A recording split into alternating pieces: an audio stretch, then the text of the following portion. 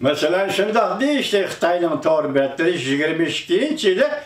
22-yili bu qatim 20-ci qurultayda Reis Xi Jinping amaldan qoldi.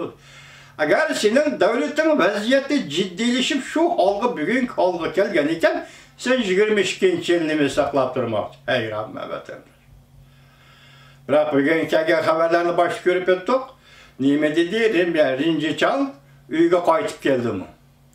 Türmeden koyup berildimi? Rast ve yalan haberden keyindeki məqsədlə həmini aldığına koyduk vatandaşlar.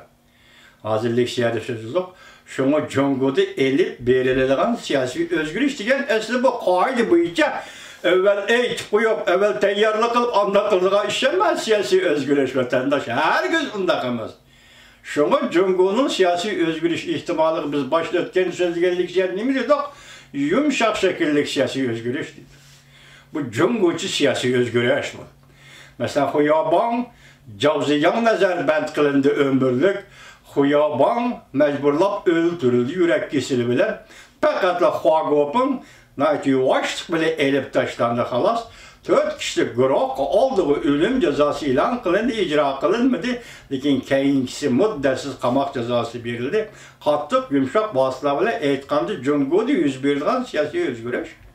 Yumuşak siyasi özgürlük. 22-yili saqlab tursan vaqt 20-ci qurultay. 20-ci qurultayda bu iş qaysi yolu bilan hal bo'ldi. Hozir Xitoy torbet guruh bildirib izbosarlarni o'ttirib chiqdi.